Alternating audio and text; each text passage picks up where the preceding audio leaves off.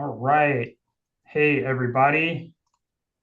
Looks like we've got people starting to file in. I'm going to give us a few minutes before we get started just to let people join. We'll start about 1:02, 1:03. So, you have any final things you need to wrap up before you start watching, feel free to do that. I see a lot of friendly names here in the chat. Welcome, everyone.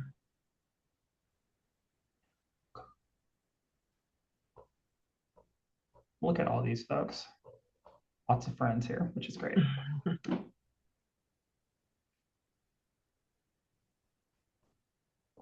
Right. We will get started here in just another minute or two. I always like to give a few minutes for people to pile in.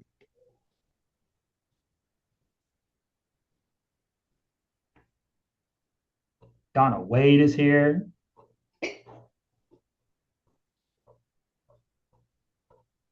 All right. Well, I know I can't hear y'all, but y'all can hear me. I hope everybody's doing great today. Hey, Catherine, see you there in the chat. Hi, Catherine, Tim, everybody. All right. Well, it is 1:02, so we will jump on in real quick before we get started. I'm going to pop 2 points of contact in that we'll reference kind of throughout the conversation today. And then I'll add them again a little bit later. All right. Well, hi, everybody. Thank you. My name is Britt Benson Greer. I'm the Director of Growth at RealTech Webmasters. Thank you so much for joining, taking some time out of your day.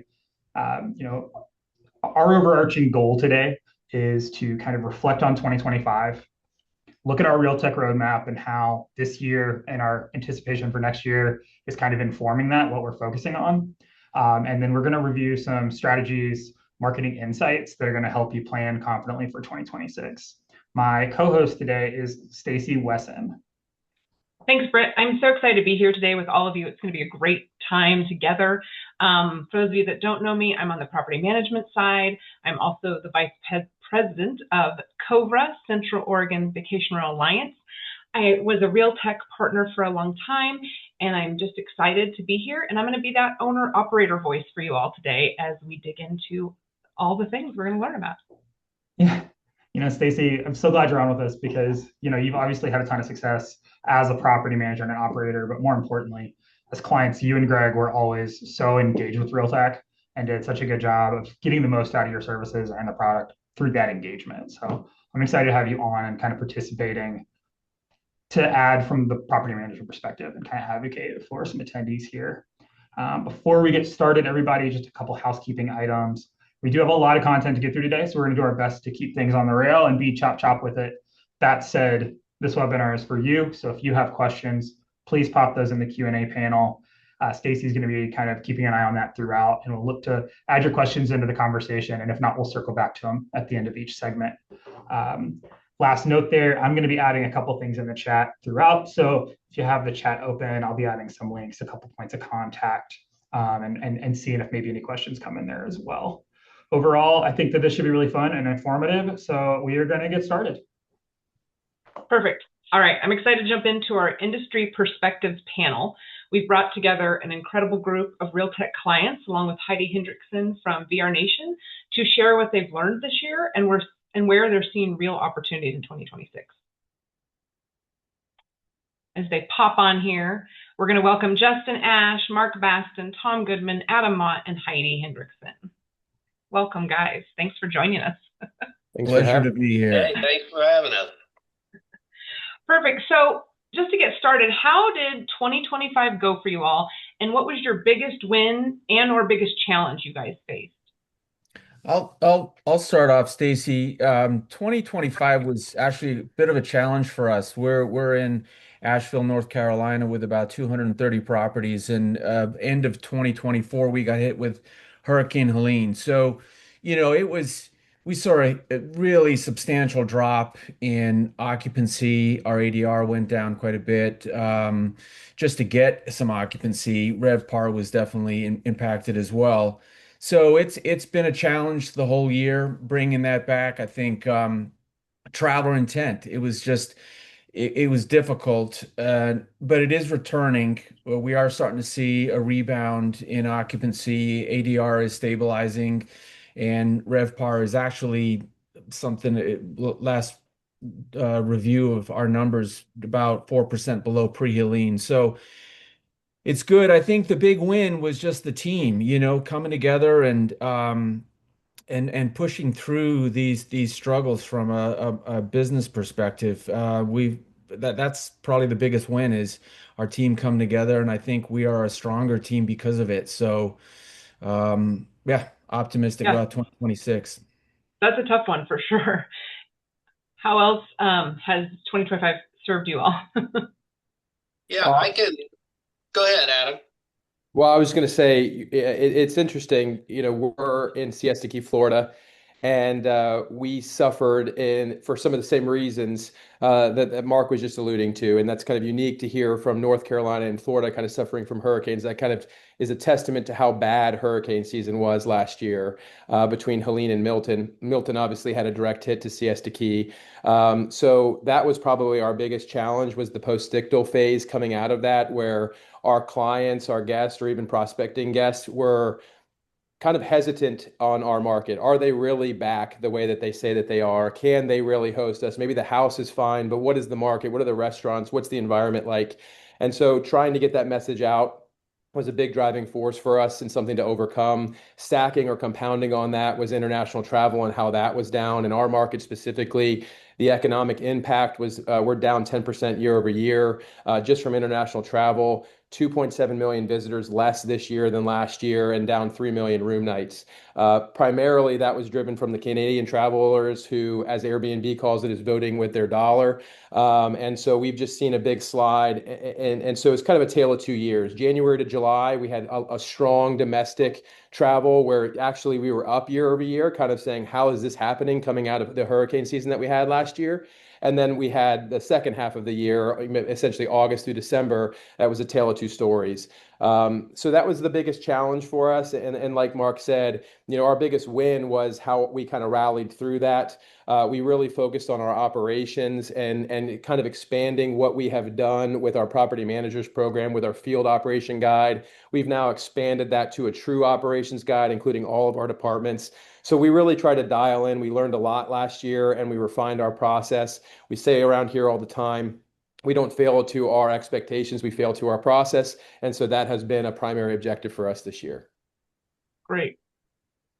One of the challenges, probably the biggest challenge for us. We went through the first part of the year was okay until we got into June, and all of a sudden we were like 10%, 12% behind last year. I'm going, okay, what's happening now? And we ended up with a month ahead of last year, but so we had a lot of last minute reservations, which was wonderful, but that also became a challenge. And then we had a lot of last minute reservations. And so, yeah, I understand the processes and the changes that have to be made there, but we're still trying to figure out really what the new norm is. I don't know that we really understand what that is just yet. I feel like that's our entire industry. We always have these crazy challenges. Things are always changing. And I think that's why, as leaders, we're all so resilient because we can move with these changes all the time to, solve them. Did you all use AI in your business this year? And what is the biggest tool you all are using? Yeah, here at Yonder, we use AI quite a bit. I think operationally, looking at efficiencies, ideation, content building, on the site, as a tool. We don't just rely on it. We don't use it as a crutch, but it definitely helps us, I think, craft our messaging a little better. We also use some guest-facing AI chat that we, with our partnership with RealTech. We use Adaptive, which is for those who don't know, is a more of a predictive software, and that's we see, slightly better conversion, higher booking value with that. So that seems to be working good. We're always looking at ROI, and it's still on our plate, so it's still working for us. I feel the other component is that guests are starting to use it in their search. And so we're having to really think, from a UX standpoint and how we message, how are they looking for travel planning? And last I heard, it was about 7-8% of people looking on AI for travel, but I think that number is gonna really go up very, very fast just because AI's just become a little bit more ubiquitous in folks' day-to-day work and lives. So Well, okay, let me follow up with a question to that, because are they going to use it for looking for homes or vacation homes, or is it going to be more things to do? Because I mean that becomes kind of the really the in my mind one of the things we've got to look towards as well is how do we satisfy the need of things to do when they're here? yeah, and I think Tom, to that, I think it's content on the site and creating, some really good itineraries, um, just all the options that we have here in the mountains. There's a ton of stuff to do, and so I think it's just making sure that you have that available on the site, and certainly in messaging to, potential guest inquirers, and our guest experience team knows all that stuff so they can talk about it. But from an AI standpoint, I really think it's content and creating a place that it automatically comes to your site, because you've Adam, got that information. yeah, sorry, Mark. Adam, did you have, I think you had a thought? Yeah, I was just going to say, I think look, I think it's down to adoption rate, right? When internet TV kind of came out with YouTube TV, we were early adopters, and we jumped maybe the gun a little bit where the guests weren't there yet. And so the learning curve was really challenging. To kind of speak to Tom's question as like a quick pivot, I think SEO has always been a key point of RealTech's marketing, and what they do for all of us on this call. And so having all that information has always been important to scrape and pull so that it can present in SEO, paid search, whatever it is. I think that is still true for area guide, other things. We want to make sure that our sites are very comprehensive, that all the details are there so that whatever the user is searching for, we're populating. And even if they start with finding a concert, right? They're attending a Taylor Swift show, right? And they're searching that. We want our properties to populate. So I think it's kind of a blended approach there. But I think in our business, we have been reluctant to move into AI, mainly because our touch points are so high with our guests. The expectation is so personal. Our price point is very, very high. And so the concierge level of our service needs to match that. And so we wanted to make sure that any AI that we introduced that was going to be customer facing was ready for that our user was ready for that, and that it was going to actually improve the process for the guest, that guest experience, and not be something that they got frustrated with. We are starting to work into in 2026, as we've transitioned softwares. You have me listed as guesty now. We're going through that onboarding, and we're looking to start integrations with Riva and Bestie in 2026. Heidi, how are you guys using AI over at VRNation?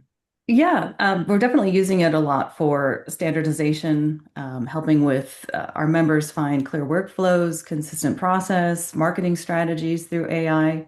A lot of that's coming. There's so much focus on AI, but it seems like we're migrating away or forgetting about those core standards. So we're really trying to use AI to help us build out those core standards with our education program that we're getting ready to launch next year. So, but I did have a burning question for everybody here as far as people seem to be using AI for a full booking itinerary. Are you guys seeing spikes in direct bookings because of that and fewer from the major OTAs? Because there seems to be a shift happening. We are. I was just looking on G4 yesterday, and ChatGPT is in the top 10 now in terms of referrals. And Google's still number one, but the fact that ChatGPT is now in the top 10, that we never saw that. And so I feel that that's becoming definitely a much more powerful, um, you know, component to our bottom line. Yeah, I would kind Justin, of are agree you? with that a little bit, Mark. We're kind of seeing the experienced traveler come through, right? They're looking more chat GPT. They're creating, the experience of not only, I'm in Carolina Beach in North Carolina. Not only do I want to go to the beach, but I want to go to a place that has an amusement park or some great dining, or, how far is it to the aquarium, things like that. So we are actually pivoting our marketing and our descriptions of our properties a little bit more to be more inclusive of the experience. It's funny, you're in this game long enough, you kind of sees the ebbs and the flows. And 5 years ago, pre-COVID, we, had to create an experience for folks to come and to walk their paths and to do this thing. And as COVID came along, nobody really cared about that. They just wanted to know how many bedrooms, how many bathrooms, what was the rate, that kind of thing. So we're seeing the traveler now be able to use AI to help them generate and ask questions they wouldn't otherwise think to ask for things to do during their stay. Yeah, there's so many changes coming up. I think it's going to be interesting, and AI is forever changing. You learn it one day and it's gone the next. I think one thing that I'm actually tuned in on in the business right now is, what is a guest booking habit you expect to shift in 2026, and what are you doing to address it? Because I think this is a huge change for us. Yeah. I mean, I can jump in on this one really quickly as well. To go back to the original question of how did 2025 change, or how did we react? One of the things that we had seen mainly was, as Tom alluded to earlier, which was the the traveler started booking a lot sooner than they did before. So the booking days went, previously from 6 months to 7 months, or booking for next year, to where we saw a lot of our vacationers booking within the next couple of weeks of coming, so we had to be a lot more reactionary that way. And we had to have our prices reflect that way as a little bit too, right? So we are kind of incorporating and assuming that that's going to be the same way in 2026, is people are kind of holding tight to their money until the very last minute, because you don't know what's happening with the economy, or where the hurricanes are going. Luckily, they didn't hit us last year. Sorry to sorry to Mark and Adam down there, but we kind of forego those hurricanes last year. So I think we're kind of just preparing to be busy instead of just those couple of weeks in the season. We're preparing ourselves to be busy more during the shoulder times now, because people are booking a lot more last minute, and you never know when you're going to get that magic rush. Mm, mm. I think also that it's important now that we continue to build our brands and our market niches, and so that we are able to stand out as people look towards things and have a better overall view as what's our niche, where do we fit, how do we stand out from all of the competition.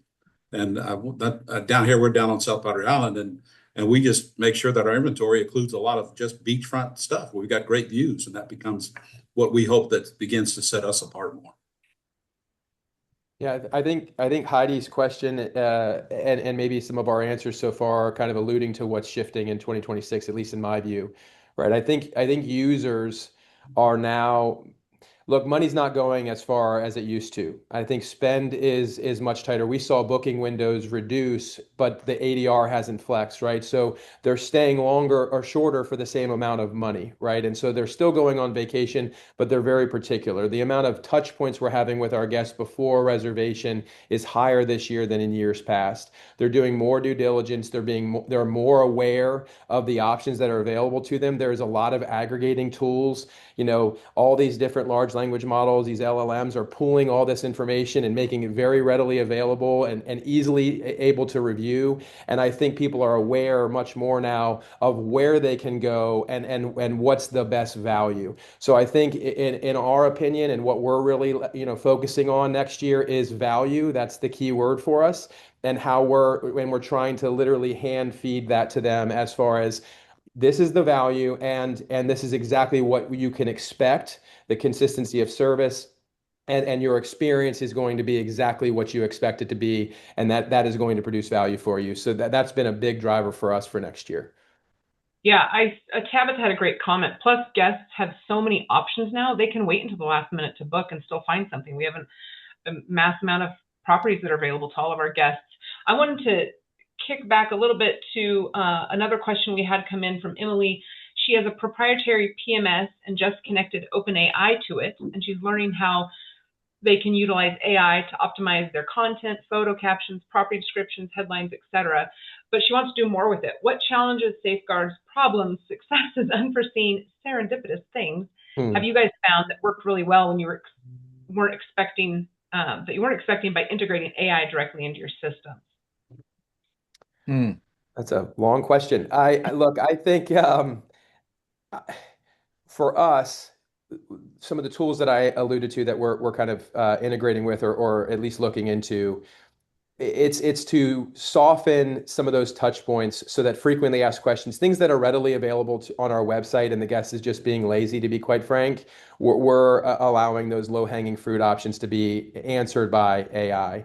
As far as writing content and things like that, I think it's a great tool for blogs and other things, but RealTech does a phenomenal job, and I'm sure they're leveraging some of those things. So some of those questions are probably more designed towards RealTech and your representative there. But certainly it might be something that you can use to supplement their activities and maybe expand the offerings that you're presenting out there for the tool of more information on your site, more scrape data so that you are populating and searching whatever capacity that looks like. Yeah. Yeah, I would just add that, I think it's really important that all PMs, regardless of size, just have to understand their brand voice and be able to utilize that kind of baseline so that when you are doing content with AI, that it reflects your brand and your brand voice, and that again, as I said it earlier on, we don't use it as a crutch. We just use it as a guide, and we spend a lot of time on created content by AI to make sure that it's very Yonder-esque. And understanding the brand voice, I think, is one of the first steps. And that makes it easier than to, do the edits and then to teach the AI what your brand voice is. Because often, especially with like ChatGPT, it'll learn. And that's been a big help as well. It does seem like, Go ahead, Heidi. I had a quick comment. There's just so much emphasis on AI that how do we not lose the element or the passion behind our industry and hospitality in general, which is the human touch, right? Guests are more and more, as far as what we hear, they want that element of human touch and human to human communication. So that's another question is how are you guys combating that? You can still use AI, but how do you ensure that human touch goes to the next level? Because it seems like it's a really front and center on guests' mind and their stays. Yeah, I mean, for us, it's communication within the team and making sure that everyone understands that we are in the human touch, the human contact industry. I mean, and it's so important that our team understands that, and that we don't use AI as like I said, as a crutch or just as a way to make things easier in terms of communicating with guests. I think it just starts with our communication within the team and making sure that they understand the importance of what we're doing We're in the hospitality space. we're in the process again of just continuing to update our messaging. I mean, messaging, how our direct messaging works with our guests and the messages that we're sending to them, and how personal can we make them, and how often do we have to jump in ourselves and make sure that the communication is right. I mean, that's a lot of effort right now. And Yeah, I it's think not with just AI, about how you communicate, but when you communicate too. And I think AI can help you isolate that too, so that you're delivering it precisely when it's appreciated instead of over or under.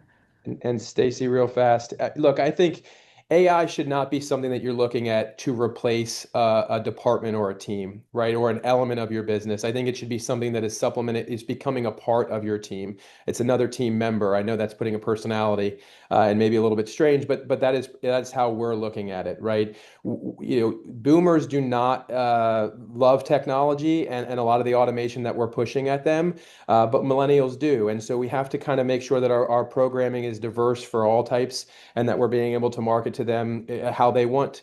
And so again, I think that a lot of users, they're using AI and their algorithm is forming to their personality. And I think it's our job to use AI to help write content and other things and manipulate our page so that we are being presented to them that way. And to Heidie's point, that we're not losing that personal touch. Because at least in my business, that's something that will not be replaced by AI, and really it can't. I think that's the bread and butter of what we are. It is high personnel ratios to homes, high touch points with our guests, and the human element that's tied to that, which AI, is not.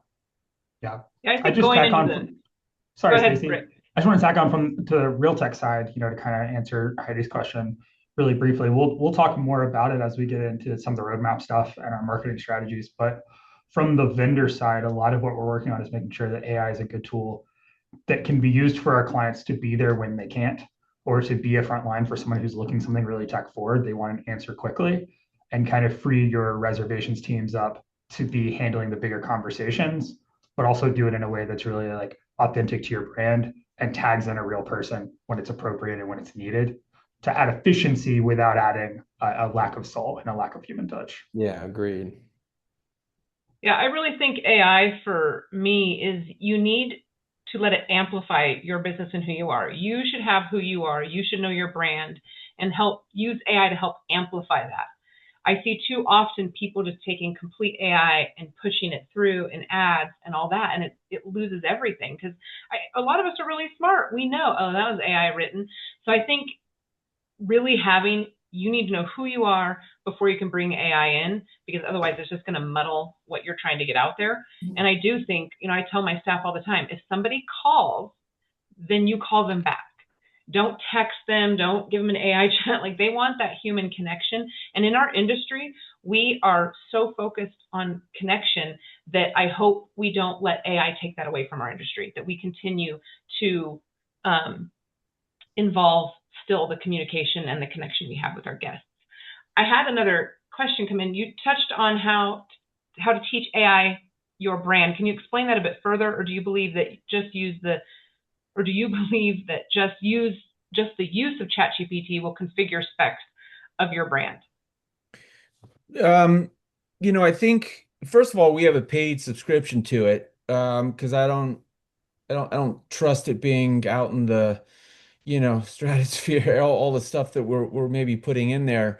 But yeah, we're actually teaching it. And I've got a document, a brand voice document that has gone through a number of iterations over the years, and just let our ChatGPT, and we call her Janet, and we've actually got a name. We've actually personalized it.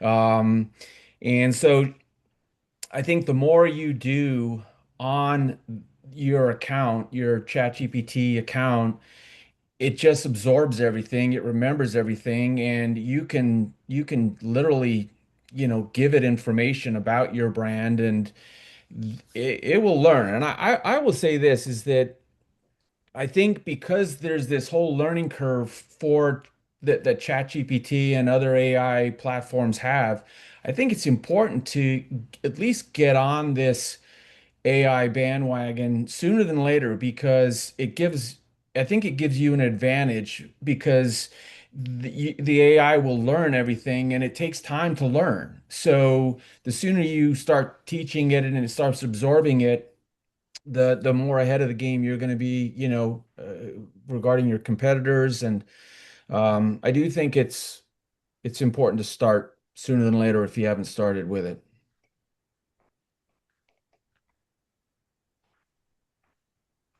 I agree. I have been using ChatGPT for a year, and I think it's an easy start, Gemini ChatGPT, to start typing into it. I do have the paid subscription. And it kind of gets really cool after a while because I will ask it to answer something, and it's like, dang, it knows my voice, it knows who I am, and it will know my company. It knows, you can put in all of your stuff into it and create like a coach. So it has all of your information in it about your company. And so when you start answering things, it helps put it out there. And that's really good when you get employees involved. You want the voice of the ChatGPT or any LLM putting out what your brand is. So I think it's really good, but I think we can get complacent in it. And I sometimes do this where I just take the first answer because it knows me so well. And I find that anymore, you really have to keep pushing back to get a true, authentic voice. But if you haven't started, it's a lot of fun. Go for it.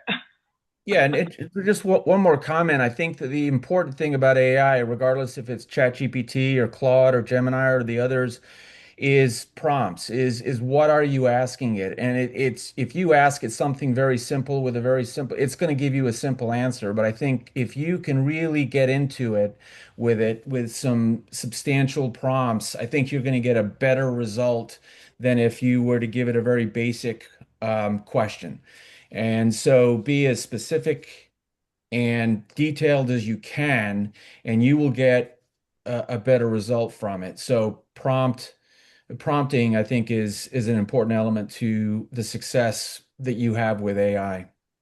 And let me just piggyback on that very quickly. Sorry, Adam. No, go ahead.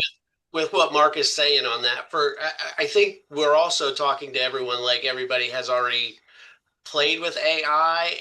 And for those of you who have not, I would say the easy thing to do is to find a Chat GPT or a Gemini or whatever and just ask it to evaluate your website. Tell it to go onto your website and evaluate you with a marketing hat. And then that at least gives you the initiative or the prompt to start to develop this brand, right? It's almost like, well, where do you start? And your website's always a great place for you to start engaging your AI to kind of start drilling down and being constructive on what you already have.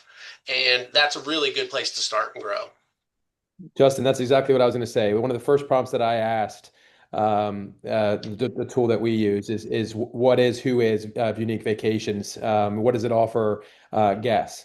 And it tells you very quickly what you have presented to users in an aggregated form.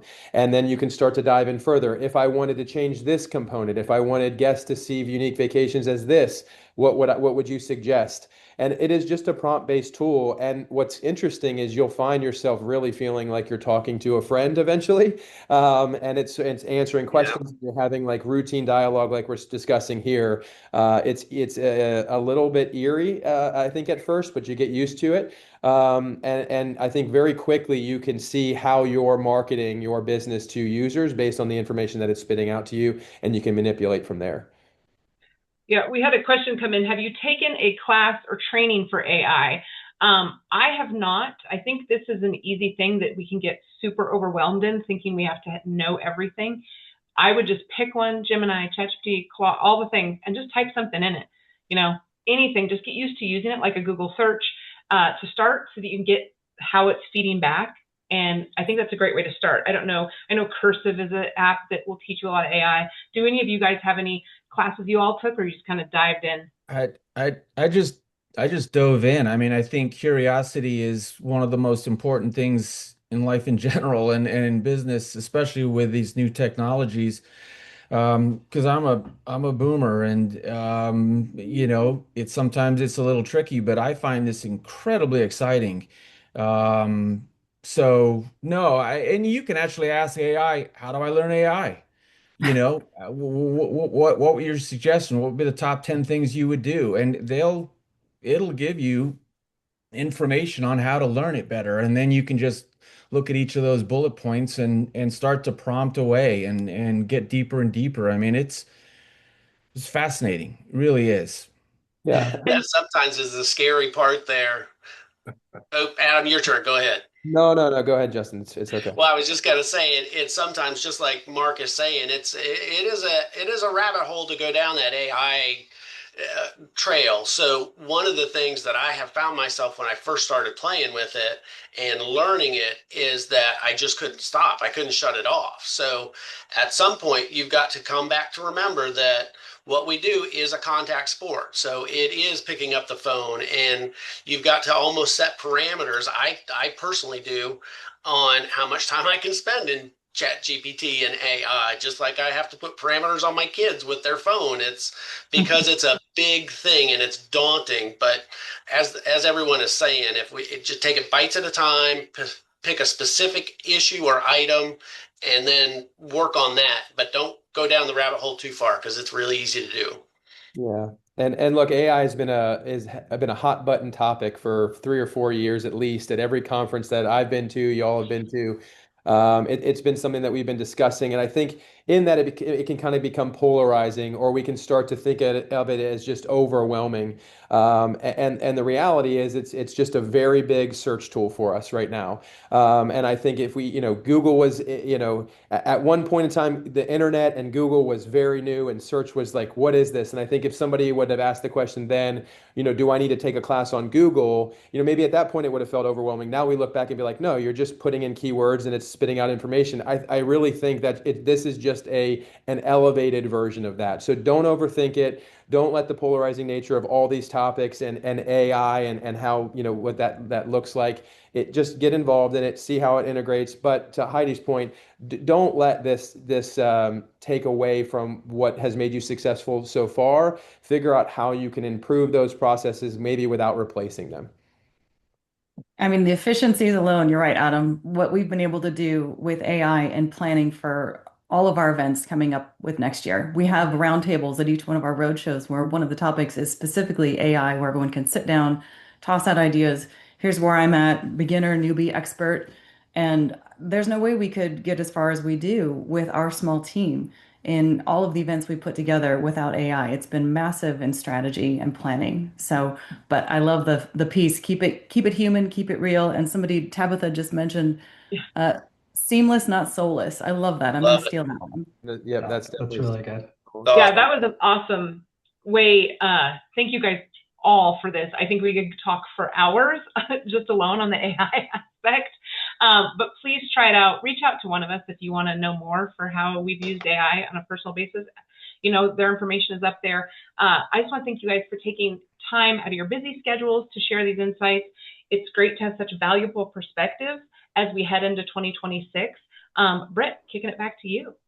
Yeah, absolutely.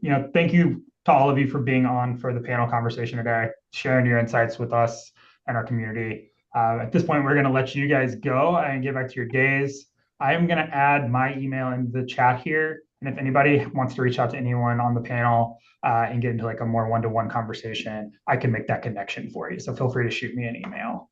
Otherwise, thank you so much for being on. And we're going to move on to the RealTech roadmap now. Thanks, Britt. Thanks, guys. Thanks, Stacy. See you guys. Take care.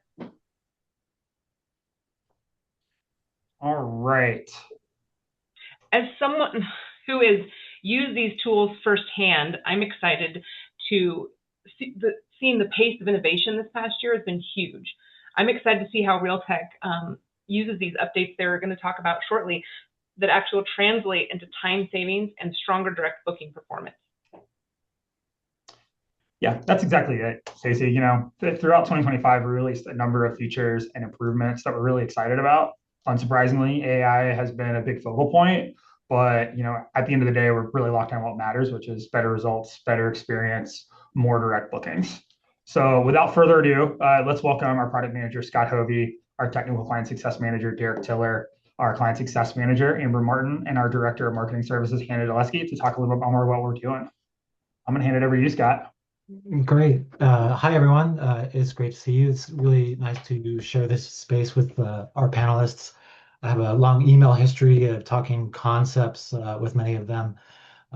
We've had a lot of great conversations. I really wanted to take today's opportunity to talk a little bit about the spirit and the mission of our product roadmap and kind of give you some sense of how we approach it, what feeds our product roadmap.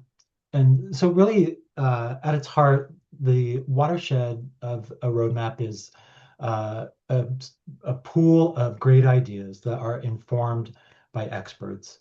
And that's what we use to feed our roadmap. Those could be internal experts like our marketing reps, support personnel, project developers, people in engineering, or they could be external, like some of our panelists. Many of them are early adopters. They're willing to let us test things on their website. And we really think of our client as an important feedback loop because really the property manager is at the heart of the day-to-day and knows what's going on the front line. But invariably, at the end of the day, we have more great ideas than we can execute on. And so what product's role is to prioritize. And if I had to encapsulate kind of what our core vision or spirit is, I would say that it is to deliver timely and authentic wins to property managers. What do I mean by authentic? It needs to have value. It needs to be, in some sense, measurable. What's the return on the investment? Is the juice worth the squeeze? When I talk about timely, is the win repeatable? If it is, that gives us more opportunities to wow you. Or is it timely with the broader landscape of what's happening in e-commerce? But once we kind of use that spirit to decide what, or to look at those ideas, we try to target outcomes, specifically outcomes that are wins for property managers. And so that's kind of our driving force, even before we start designing, before we start developing. And that helps us kind of shape the scope of what we plan to deliver. And that's the substance. And so when it comes to style, we always try to be opinionated. We always try to have an informed and expert perspective on a solution to a real problem that's targeting a specific outcome. And so I wanted to take a few examples from our recent releases and look at a few things on the horizon too, and kind of emphasize, what were our outcomes that we were targeting when we developed these. And so the first example I would like to present is a recent release where we approached the cornerstone booking funnel page, the property page. And kind of two driving needs for this feature was we know that most of your traffic to your website now is on a mobile device. And so the outcome we were targeting was improved funnel abandonment rates and more adoption of call to action buttons. And so you can see here on this example, we moved some of the call to action buttons down to within thumb's reach. We tried to make pricing and images very apparent. Those are two key criteria for guests when they're choosing a vacation rental. But the third outcome that we were driving at had to do with kind of what I would call a timely need. All of a sudden, AI is everywhere, right? It's everywhere, everything all at once. And so we wanted to see what was within this page that we could leverage towards that end. And so we decided to hinge on guest reviews. And we looked at them from both the guest perspective and from the property manager's perspective. And so one feature that we introduced here was this section on the property page called What Guests Liked. And what it does is anytime you have 5 or more guest reviews, we have OpenAI summarize those for your guest in a real kind of light and fun way and useful way. The other piece that we wanted to introduce towards driving traffic to your website, though, was we kind of doubled down on rich snippets for guest reviews, property amenities, things like that. And so we've known for a long time that rich snippets and guest reviews can be a significant source of organic traffic. But now we're really seeing that play out in Google's AI overview, which everyone knows is kind of at the very top of search results now.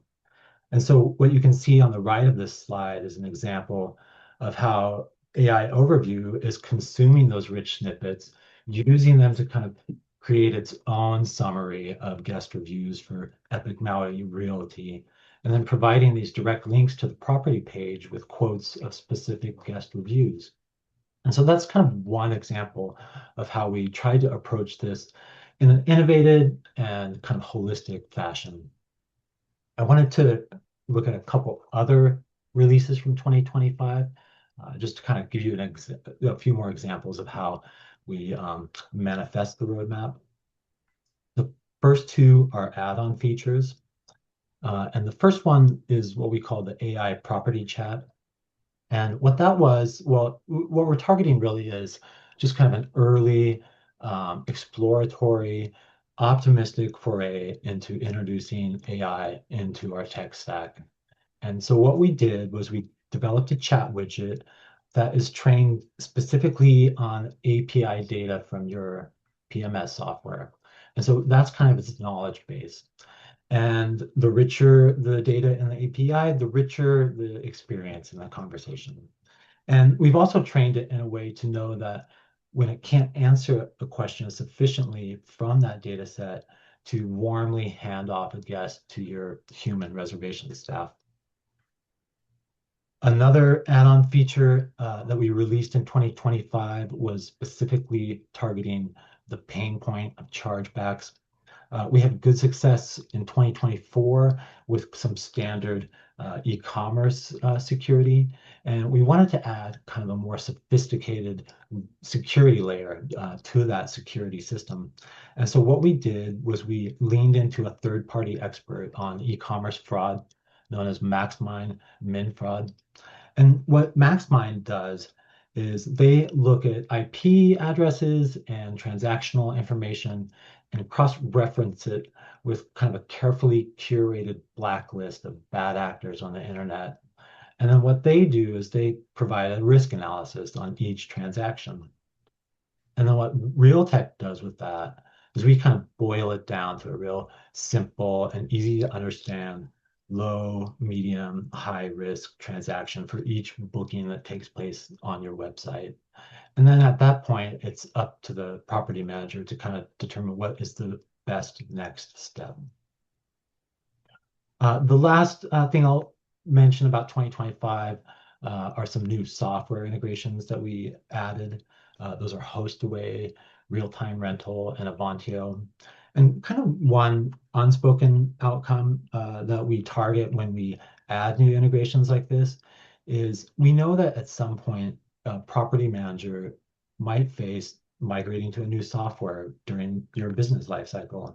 And we try to make that as painless as possible on our end because we know it's painful on other ends. And so by adding to that foundation, that's really kind of the outcome that we're trying to target. I wanted to just kind of give you a little bit of a glimpse at some things that are on the distant horizon and kind of what we're working on currently towards 2026. And so I'll have Britt advance the slide here. Oops. There you go. Thank you. So the first thing I'll mention is that we now have a full-time committed designer in product, which is great. And we're trying to lean into that strength. We like to think of this as designing with a capital D because we're not just looking at superficial design changes, but we're really trying to think about user flows, ways of really kind of getting that user to what they want, to book the best vacation rental. And so the first feature that I'll talk about, we just released yesterday, and we approached this from kind of a personalization standpoint. So it had two outcomes. We wanted to leverage some API discounts plus some customizations on the software side that allow you to kind of help users get deeper into the booking funnel. And so you can see here, this is an example of a property card from search results. And so what we've added is clearly displaying automated discounts for things like last minute specials in order to kind of entice the guest further in. But we've also added the section where we've allowed property managers to highlight commonly sought after amenities and property groupings that they know are specific to their inventory. It's kind of a branding thing, really. It allows property managers to kind of help clearly highlight important amenities. and it's kind of fun to match up the icons with the amenities. You can come up with some really fun combinations. And so that's one design initiative that we're working that we just released. One that we're Hey, Scott. oh yes, sorry. I'm so excited about the design initiatives. I'm so excited about that. But we had a quick question on the last slide that I was just going to ask real quick. Is MinFraud only available with RealTech, or is it a separate integration? Well, what we've done is we've kind of built on top of MinFraud. So it is kind of generally available third-party service. And so what we do is with each assessment, those are pretty deep, and we just try to kind of boil it down and provide a real simple reading of it. Yeah, we send that out through our booking risk score tool, where we're kind of analyzing that, and then we're pushing that into one of our add-on services, right? Exactly, yeah. Okay, excellent. And so another design initiative that we're working on are ways to kind of emphasize and build and bolster your brand. And so we're looking at elements on the home page, headers, footers. It could include things like this guest review carousel that you see here. We're trying to glean from things that we've known have succeeded with custom projects in the past, looking at our competition and just trying to kind of overall innovate. A couple kind of side projects that are going on right now. We're working with integrating with Lynbrook Mobile Wallet. Lynbrook is a payment processor. And the outcome that we're targeting is being able to present Apple Pay on checkout. We know that's a huge payment method these days. And Lynbrook is a very forward-thinking company and partner. And so we're really excited about this. And lastly, we're continuing to do research and development on extending our AI property chat widget to be really more of a full-fledged AI booking agent that works with your API data again and coexists with the traditional UX, because I don't think we'll ever fully replace traditional UX. People will depend upon it. And so it will have to exist in kind of symbiotically. And we're looking into that so that it can exist on every page and through the magic of conversation, provide an additional way into the booking funnel. I'm going to end right here, but I did want to kind of say and remind you that the clients really are an important source for our watershed. Like I say, I've worked with Adam, I've worked with Mark a lot on these ideas, and they've helped to shape them. And really what we're trying to do is not only just improve that feedback loop from clients, but we're trying to build kind of a two-way conduit, almost like a culture in a sense around the product. And at this point, I'm going to hand off the slideshow to my coworkers, Derek and Amber from Client Success. Thanks, Scott. Hey, everybody, I'm Derek, and I'm excited to kick off the next section. This is representing something we've been working towards a long time here at RealTech. As many of you know, our clients operate in incredibly different environments. We've got coastal, ski, shoulder season markets. Each one of these has unique booking patterns, challenges, and opportunities. As our client base has grown over time, it's become very clear we need a more intentional and structured way to support this diversity. So we've made the decision and built the RealTech Client Success team. The idea behind this was very simple. Our clients deserve a dedicated group who our entire focus is on helping them grow, staying ahead, and getting more value from the tools that they already have. From my side of things as the technical client success manager, my role sits right between product, support, and your day-to-day operations. I'm here to ensure that you're not only getting the features that your site launched with, but you're actually using them to their fullest and benefiting from them. I'll help you understand new capabilities, identify missed opportunities, and streamline your interactions with support and development, bringing your feedback internally so it influences what we build next. This also means proactively watching for patterns, anything from performance trends and adoption gaps to recurring support needs, so I can reach out before issues turn into bottlenecks. Most importantly, this ensures you're never having to navigate the technical side of the RealTech site alone. Speaking of not doing things alone, let me introduce you to the other half of client success, our client success manager, Amber Martin. Thank you, Derek. As Derek said, I'm Amber Martin. In my role as a client success manager, I make sure that every client has a strategic partner in their corner, someone who really understands your market, your goals, and even the challenges that you're navigating, and can take all of that and give you some real actionable recommendations that can help you improve your business. From regular business check-ins and performance reviews to deeper marketing strategy conversations and even guidance on the tools that can help you grow, I'm here to support you at every stage in your partnership with RealTech.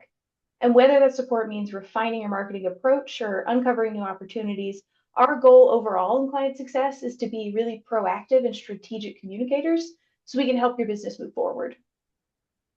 Exactly. Building on that, until now, a lot of the communication, as you all know, naturally has flowed through our traditional support channels. Support is fantastic when you need a fix, quick answer, or help troubleshooting a problem, but it's reactive by design. The client success team changes that.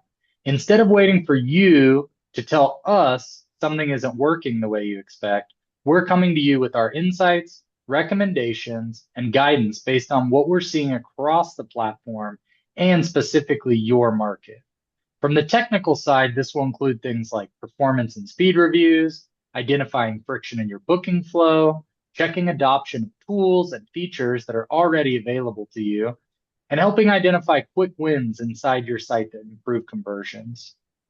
As well, when I see recurring needs across multiple clients, or when a particular feature is close but not quite aligned with how the client actually works, I'll bring this feedback directly to our support, development, and product teams. This creates a much tighter feedback loop and helps us make informed decisions about how this platform evolves. So the goal here is not just to answer your questions, but to help your site perform more efficiently and help your team work more efficiently and help RealTech respond more efficiently. And client success isn't really about stepping in, like Derek said, when something needs attention. It's about creating an ongoing space where we can talk about all of the strategy and tools that we have together. So instead of hearing from us when you need a fix, you'll hear from us because we're actively watching your performance. And you can always reach out to us anytime that you'd like to talk about strategy or even think through what's happening next in your market. Yeah, this is really one of the biggest steps forward we've taken in RealTech in terms of partnership with our clients. The goal here is to strengthen communication, create more accountability on our end, and ensure that every client across our client base, large or small, gets the most out of the RealTech ecosystem. From the technical side of things, it also gives me and our dev and product teams entrance into that direct feedback loop. When our team sees these patterns, recurring needs, we can take this back internally and make faster, more informed decisions about our products. And as we talked about this, it was mentioned before, but it's something I really want to emphasize. Client success isn't replacing support. We will always have an incredible support team that's ready to help you with any quick fix you need. What's new is now we have someone who's looking out for you at a much higher level. We're helping you connect those dots between your data and your goals and your tools and giving you everything you need so you're not just maintaining your website, but you're leveraging it to grow and strengthen your guest relationships.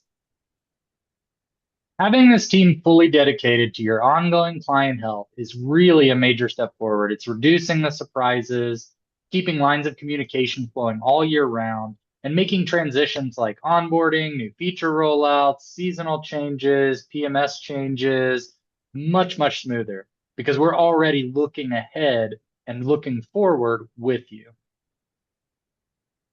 So going forward, you'll see us starting more conversations with you, not just about what has happened last month, but about the opportunities we see coming around the corner. At its core, this is all about building a stronger communication and making sure you feel supported, informed, and confident in the direction that you're heading. Amber, I think we both agree we truly see this as just the beginning. As client success continues to evolve based on what we learn working directly with you, we're all seeing the same behavior shifts. On my side, I'll be continue to refine how we monitor health of the client, how we track product adoption, and how we surface these opportunities earlier. We're also working to expand our internal feedback loops so these experiences shape the planning and decision making. Everything we're building into this program is designed for a singular outcome, helping you get more value, more clarity, and more confidence out of your investment and partnership here at RealTech. At the end of the day, RealTech is growing, and we really want our clients to grow with us. So this new structure is just here to really help you be more strategic and more hands-on than ever before. And we are incredibly excited to support you in a much deeper way. We really appreciate your guys' trust, your partnership, and we're very excited to work on this next phase. This entirely new structure allows us to work closer with you, advocate for you, and make sure your website and tools aren't just running, but that they're running in a way that supports your business goals every single quarter. Amber and I are here whenever you need us, and we're looking forward to connecting one-on-one and building out a plan tailored to your business as we head into the new year. Absolutely. And if you ever have any questions or want to meet one-on-one to talk through what this looks specifically for your business, we'd love to meet. And thank you so much. We're really excited and can't wait for this to grow and for all of us to continue growing together. Now I'm going to pass it over to our Director of Marketing, Hannah Dulesky. Hey everyone, just introduce myself again. My name's Hannah Dulesky. I feel like I've worked with lots of you. Shout out to all of our marketing clients on this call. See a lot of familiar names. Really excited to have this space to just talk through rounding out this conversation of the roadmap of our initiatives from a marketing perspective, what we've been working on, what our initiatives are as we head into 2026, new products that we have rolled out, and want to make sure that we're all on the same page with the latest and greatest info. So just going to continue the theme here, and I'm going to dive into AI as it relates to search and what it is that we know. So obviously, search engines are evolving. Google, Bing, and other platforms are using AI to pull in direct answers instead of just showing a list of links, which is ultimately leading to zero-click searches.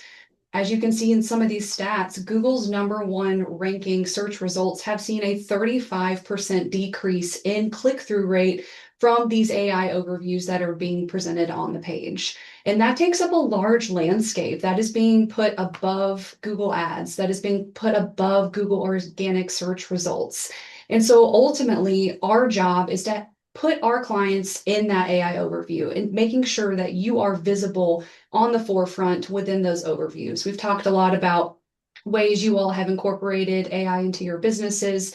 This is a huge part because we're no longer competing to just show up in search results. We're competing to be quoted by AI in answers on Google, Gemini, and ChatGPT. But just to break it down a little further, AI is simply just another way to interact with the internet.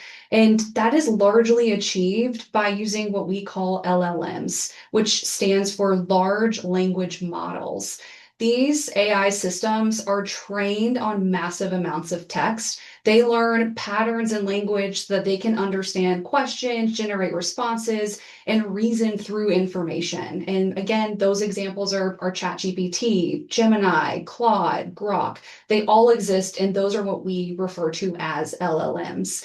And how you get represented in the LLMs is by utilizing what we call generative engine optimization, also known as GEO, an abbreviation. And this is essentially just the process of making the content so it's in the preferred format for the LLMs, and make sure it's structured so AI can read it, format it so it's easy to retrieve, and contextualize it so that AI understands its meaning. So ultimately, these things help the LLM include your content accurately in AI-generated answers. But you could pop it over to the next slide if you don't mind. Thank you. So here is a great example. You all met Mark earlier. He is a wonderful client, and we have definitely, as a marketing department, already been doing these things on a daily basis. So if you're one of our clients, you can guarantee that you will be expecting a lot of this stuff as we migrate into 2026 and as you talk with your client managers. But here's a great example of winning that visibility. So we are being quoted as the main domain for who has the best vacation rentals in Asheville. You can see the overview is including Yonder. We have a little brief description below the luxury and high-end properties, and we're a cited source in that right-hand panel alongside some other competitors. But Yonder is first, and we are the domain that's cited. I think it's really important to know that 19% of US travelers have used generative AI to plan a trip. Mark mentioned a couple months ago, I believe it was 8 or 9, and we are seeing that increase over time. So whether you are looking for a rental specifically, or you're trying to find things to do in the area, AI is a crucial step in that planning phase for guests, and we want to make sure that you are represented in those search results. If you don't mind, Britt, next slide. So how exactly do we do this? This is expanding on the GEO that I had touched on earlier. So some important things to note, because again, let's all remember, I think Adam mentioned it too, the core of, AI is built on a strong SEO foundation. And this has been our top focus the entire time that we have been doing business together. How do we make sure you're showing up in organic searches and making sure that you're competitively ranking? So how to build on that is now largely how we're going to structure this content. So what exactly do you need to do to win that visibility? And in doing that, we want to make sure that these key things are considered when formatting the text. Answering questions naturally, providing that question answer format. Google has shifted from it being a story. We're no longer storytelling. We're no longer providing this 1,200 word fluffy blog post with all of these things that we want to incorporate. We're now being concise. We're introducing question answer formats. If any of you are familiar with BuzzFeed, this is the one thing that comes to mind whenever I think about it. Posing a question in the H1 and making sure we are answering that within the text, and then H2s within the content. Making sure you are showing EAT, which is experience, expertise, authority, and trust. Making sure you're a credible source for what it is that we are marketing, which again comes from that strong SEO foundation. And structuring your content clearly, making sure it's concise. We are shifting our approach to literally cut our blog posts in half in terms of length. So they are now roughly 600 words and just a couple sentences to answer those questions in the format. And structuring it clearly in a way that maybe you're introducing bulleted lists, making sure that there are tables for clarity so that it's easy to pick up for these LLMs in this preferred format. And then lastly, giving complete answers, making sure they're concise, credible, supported by evidence, and then providing that credibility in the bottom of these posts. We have seen great success in implementing this so far with a lot of our clients. And again, I think the biggest takeaway here is we are no longer competing to just show up in search results. We are competing in an AI environment as well. And if you want to learn more about how we're doing this for you, if you want to collaborate on ways to accomplish this, if you write content yourself, I am happy to chat more about it. I've had lots of conversations with you already and look forward to continue talking to you about these things as it relates to AI in the future. New thing, Connect. I know a lot of you marketing folks have heard about Connect, and some of you are currently operating on it. This is an exciting product, y'all. We have our very own vacation-specific email platform. So if you're used to a MailChimp, if you're used to a constant contact, 100% you should consider switching to Connect. What sets us apart? Custom design. Our in-house developers are the ones building these templates in your email account. They're utilizing the search bars. They're utilizing custom dividers, bringing in unique brand elements to make sure that it sees through to the campaigns that we are sending. Another thing that sets us apart is the segmentation, whether that's based on reservation history, booking behavior, engagement, location, allowing us to segment your campaigns to make sure you are delivering the right message to the right person when it matters most, to maximize your conversions in email. And that could look very much like collaboration with your client manager or just within your team itself, pulling these lists from your PMS and making sure that we are targeting the people in what they are interested in. So for example, if you have someone who always stays in a pet-friendly rental, let's target them and only show them pet-friendly rental options to ensure that we are giving them that right content that we know they would convert. And furthermore, integrated email marketing. Let's say you want to take yourself out of it. You're too busy. You don't have time to pull lists for us or collaborate. We can integrate directly with your PMS software so that we have live data that's updated every 24 hours. So it removes you from the equation and then allows us to continue to send these very segmented messages in live time, again, ensuring that we are sending them the emails when they matter most. Lastly, email resends. Our pricing structure gives us the ability to send as many emails as we want within a month's time. We charge you by contact, we don't charge you by send. So this allows us to maximize these emails that we are sending on a monthly basis by creating a segment a week after we send your email out. And after we send the email out, creating that segment of people who don't open it and allow them to re-engage with that process. We all know that everyone's busy. Emails fall to the bottom of the list so quickly because you're just moving to the next thing in your day to day. So making sure we have an opportunity to capture that guest who maybe didn't have the chance to open it the first time. If you don't mind. That wraps up the roadmap portion. I'm going to continue talking to you, but going to pause here for a moment as we kind of segment out of the roadmap and go towards our marketing trends. So I'm going to hand it back over to Stacey and Brett for a moment. Yeah, absolutely. Thanks for all that great information, everybody. Like Anna said, we're going to switch over to some marketing insights here in a moment. Big thanks to Scott and Derek. They are going to stay on. So if anyone has questions for them specifically, we'll find time to answer those towards the end. I also just want to call out again, if you have questions about anything here that you prefer to talk to somebody on the team about, you can email clientsuccess@realtechvr.com. I'll put that in the chat in a moment. And if you're outside of our client network right now and have some questions for us, want more information, emailing me directly is a great way to get in touch. And I can tell you anything you want to know about how we could help you, what we would advise doing, and how we go about getting direct bookings for our clients. So I'll put those in the chat in a minute, and I'm going to hand it back over to Stacey. Thanks so much, Britt. You guys have just been doing a phenomenal job. My mind is spinning with all the things I can do with this information. For our last segment of the day, I'm probably most excited about because it's talking about marketing performance and benchmarks and some strategies to implement for next year. So back to you, Hannah. Thanks, Stacey.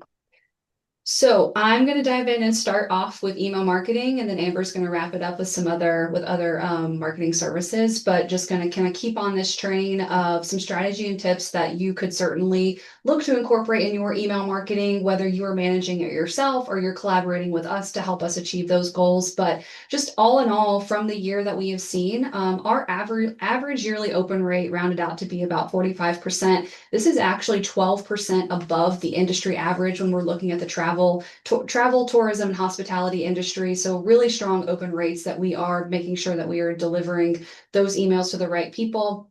And our average yearly click-through rate is roughly 2%. So if you're able to pull those stats for yourself, I would highly encourage to compare them against ours, see where there's opportunity, collaborate with us on that. But some initial strategy and tips that I have for you, email marketing is very important in a sense that these are people who have stayed with you. You have their attention. You are able to make sure your brand is top of mind. So what are the best ways to do that? Best ways to do that, my opinion, educate your guests on the value of booking direct. This could be a standing section in every email at the bottom, just reinforcing what is the value? What are they saving versus booking with an OTA? How about just that vacation planning mode and you guys being able to be that expert whenever they book with you to help them plan their vacation? That is a huge perk.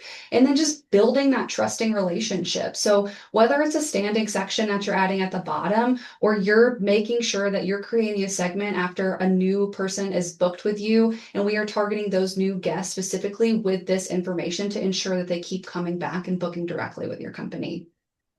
The second is reaching guests at moments that matter the most. We talked a little bit about this earlier when we were talking about Connect. Segmentation is key. There is likely 3 times more of a conversion rate that can happen if you are properly segmenting your emails versus just sending to your all subscriber list. So I gave you some tips earlier on ways to segment that information. But again, we want to just make sure that we are sending timely behavior-based messaging to drive a conversion. We know that you want bookings at the end of the day. And in order to do that, we have to be on top of the strategy and making sure that we are targeting the right guests. Lastly, a pro tip that I wanted to share, especially as we round out the year and we head into 2026, leveraging rebooking campaigns. This might seem really simple, but again, you just being strategic in the timeliness in which you are sending these out. Look at your 2025 calendar, chunk things out based on season. Let's take summer, for example. Find the people who stayed with you in summer of 2025 and create a list of people pulling out of your PMS of people who stayed with you in 2025 and haven't booked their summer 2026 vacation. Taking advantage of the people who have stayed with you and who do not have a reservation yet on the books for 2026 is the easiest way to make sure that you are capturing the right people at the right time. And then likewise, if you're in a ski market, let that market kind of round out in February, March, and then from there, target them for the following ski season. So this can be utilized in lots of different ways, but whether it's your busy season and whatever time of year that is, I would highly recommend making sure that you're segmenting based on the folks who haven't rebooked with you and coming up with some kitschy rebooking campaign to keep your business top of mind. So largely, those are my tips as it comes to email marketing. Always happy to talk more about this if you have any ideas or want to discuss further, but I am going to take a step back and let Amber take over and continue talking to you about our other marketing services. Thank you, Hannah. We're going to shift gears a little bit to talk about ads overall. This paid search performance for the past year told a really encouraging story. Even with relatively modest budgets, our clients saw measurable profitable growth from Google Ads.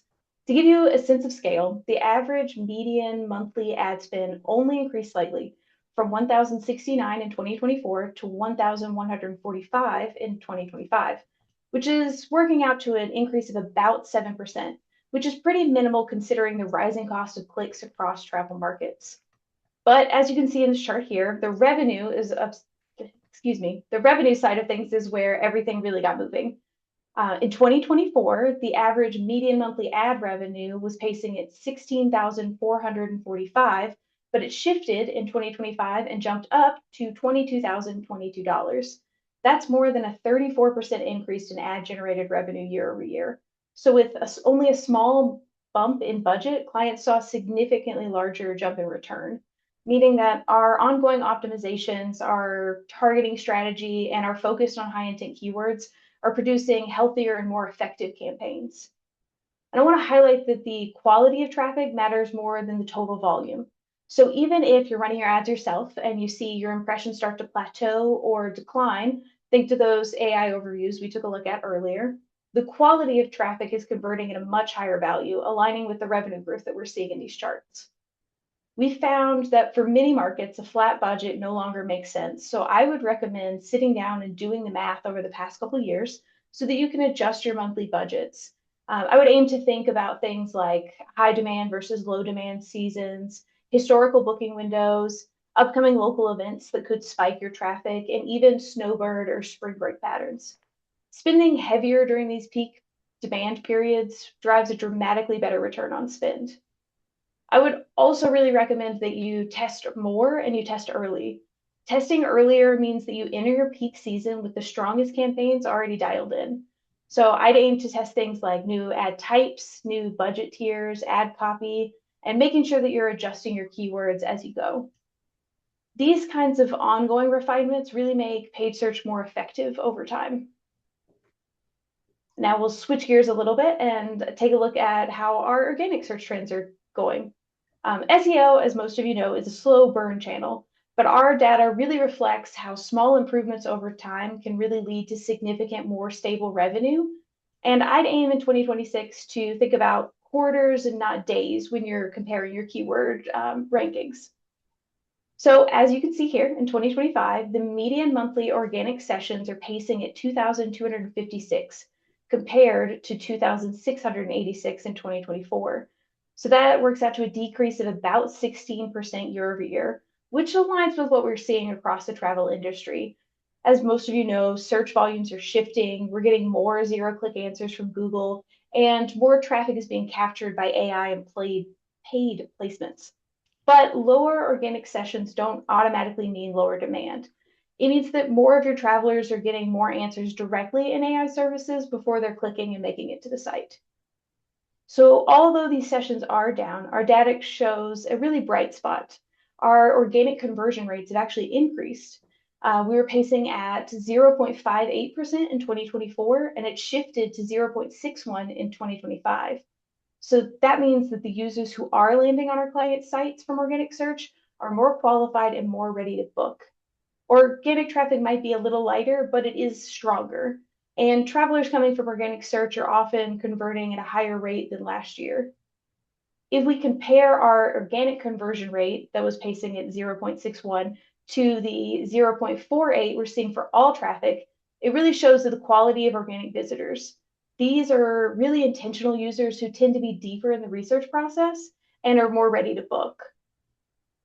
And with organic making up a large portion of overall traffic throughout the year, in 2026, the clients who win in their organic search tactics will be the ones who are creating helpful local content that answers real traveler questions and has the best SEO and GEO practices in effect.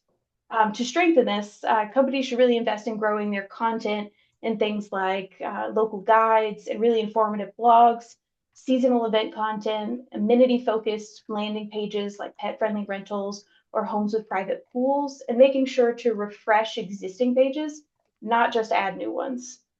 When you do this consistently, you're not just improving your SEO, you're fueling your entire marketing ecosystem.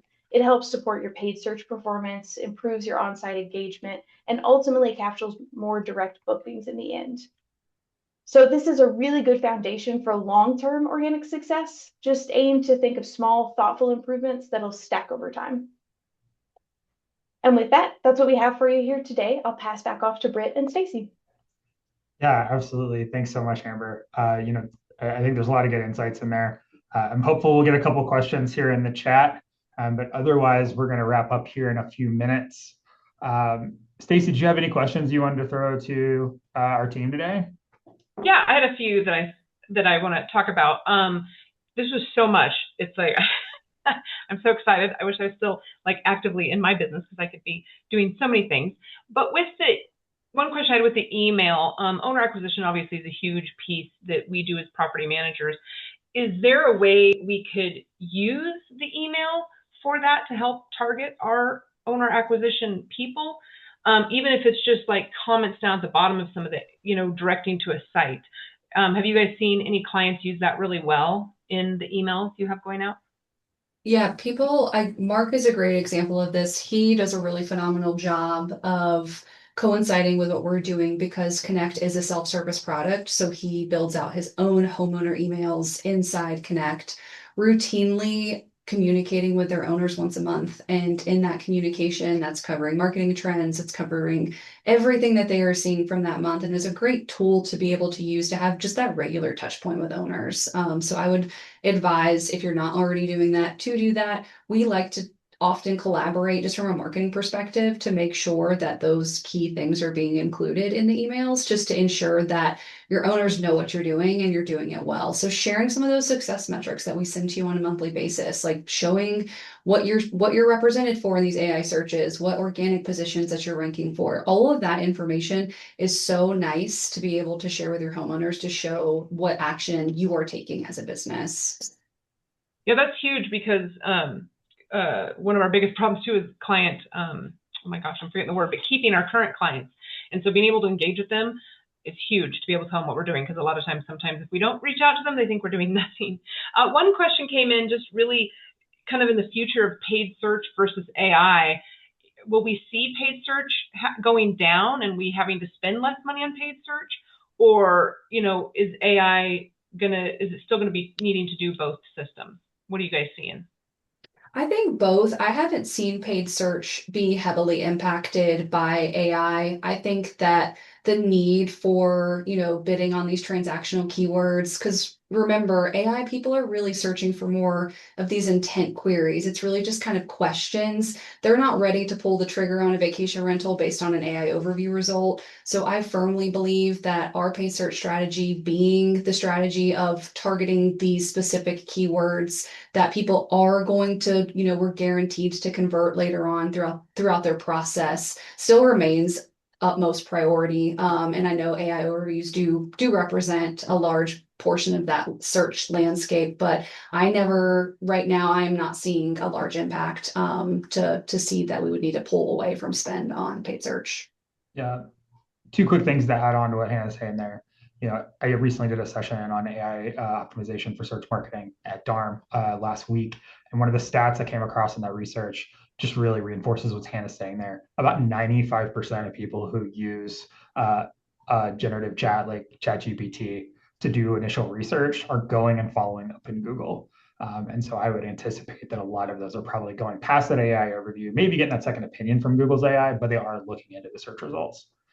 The second thing to keep a note there, as long as your large scale OTAs are continuing to invest in paid search, it's a pretty good indication that the traffic is there to support return and budget. And you have the data that's going to show that you're making money on it. As long as it's lucrative and you're taking $1 and you're turning it into $4 at the end of the day with commission in hand, for my money, I'm going to keep spending. Does Connect product connect with Barefoot?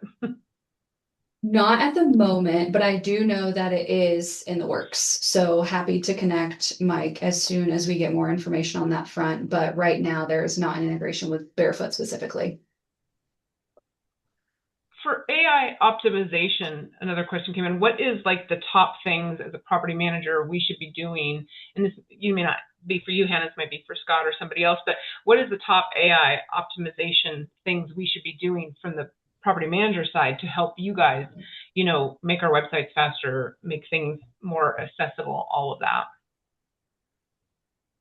Hannah, I'm not sure if you have anything you want to say about that. I would say, getting guest reviews is a fantastic way.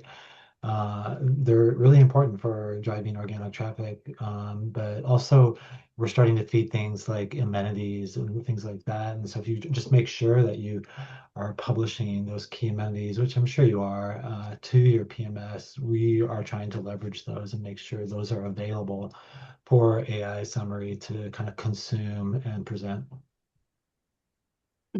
Reviews are huge. I think another point here too, if you're working with us from a marketing perspective and you're also producing your own content, just coinciding with what we're working on to make sure that there is no overlap, and then formatting things as like I'd mentioned earlier in the conversation. But I really think the biggest impact is probably just making sure your property descriptions are optimized. I think that is low-hanging fruit. I think you should really consider that. I think our AI property chat does a great job at letting you know if they are optimized up to their standard, just to ensure that we're able to answer all these questions. But then just being able to build it out to plug in this information again for it to be picked up by the LLMs. Yeah, lots of bulleted lists, good hierarchy. That's question and answer. Elaboration on that. I'll give away some secrets. Seacoast does a really great job at this. One other thing that I would tack on to what Scott and Hannah have put up is the importance of brand mentions when we're looking at AI and the way that it reviews the internet to look for credibility for a website, where historically Google's crawler for like traditional organic search is looking at your site and it's looking at backlinks and it's looking at like interconnectivity with other credible references. AI searching the whole internet.